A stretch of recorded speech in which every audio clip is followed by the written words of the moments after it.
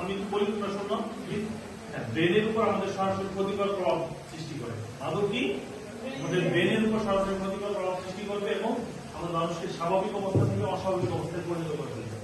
মাদক যারা নিবে তারা একটু স্বাভাবিক অবস্থায় থাকতে পারবে না, অস্বাভাবিক হয়ে যাবে।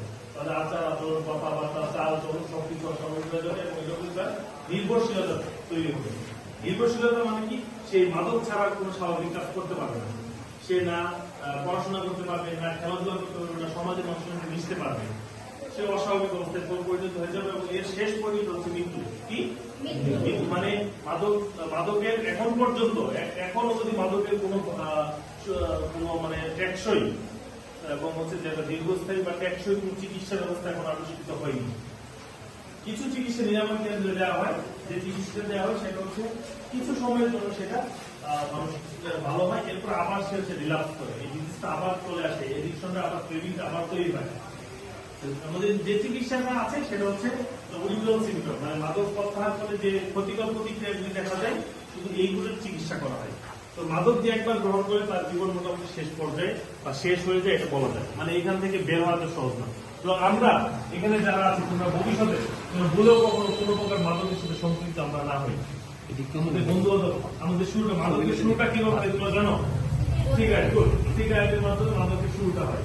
আমরা এই ক্লাস 9-এ আছে, তোমরা তোমাদের কোনো বন্ধু বান্ধব স্কুলে করে যাওয়ার পথে বাজার আছে সামনে বলতে পারে আজকে দুজন মিলে সিগারেট খেতে খেতে যাই, তো তোমাকে একটু অফার করতে পারে। সে প্রথমে তোমাকে একটা দুটো সিগারেট খাওয়াবে, 2-3 ভাই তোমার ভালো লাগবে, তোমাকে সে হচ্ছে তুমি নিজে সিগারেট কিনে আরেকজনকে খাওয়াবে।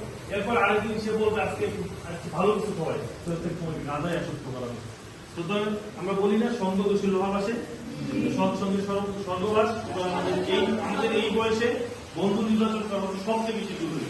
আমি এমন বন্ধু নির্বাচন করবো যার মাধ্যমে ভালো কাজে সম্পৃক্ত হতে পারে, পড়াশোনায় যে ভালো, যেমন তাকে যদি তোমরা বন্ধু বানাতে পারো তাহলে হচ্ছে একটা পুনর্জাম আছে, একজন ভালো বন্ধু একটা লাইব্রেরিতে সমান। লাইব্রেরি জিনিসটা কি, যেখানে বিভিন্ন রকম বই থাকে, জ্ঞান আহরণ করা যায়, তাই না? তোমার যদি ভালো বন্ধু থাকে তাহলে তার মধ্যে বিভিন্ন জ্ঞান আহরণ করতে পারো, যদি তোমার ভালো বন্ধু থাকে। আর যদি তুমি কোনোভাবে অসৎ বা খারাপ বন্ধুর সাথে তোমার সম্পৃক্ততা বা তোমার মেলামেশা থাকে, তাহলে কি হবে জানো, যে তোমাকে আস্তে আস্তে এই মাদক সিগারেট এইভাবে বিভিন্ন খারাপ কাজ এগুলোর সম্পর্কে জানতে হবে। তোমার বন্ধু নির্বাচন সবচেয়ে আমাকে সৎ এবং ভালো বন্ধু নির্বাচন করতে হবে ছেলে মেয়ে সমাজের ক্ষেত্রে। আমি এখন মেয়েদের মধ্যে দেখা যায় অনেকে আমি আমার আগে প্রমোট করে ক্লাস 6-7-এর মেয়েদের ব্রেক ও সেন্সিটিভ পর্যন্ত পেয়েছি। মেয়েদের মধ্যে মাদকের প্রবণতা দিন দিন বৃদ্ধি পাচ্ছে। সুতরাং মাদক আমাদের পরিবারে, তোমরা এখানে স্কুলে পড়তে তোমাদের বাবা মা অনেক সতর্ক থাকা,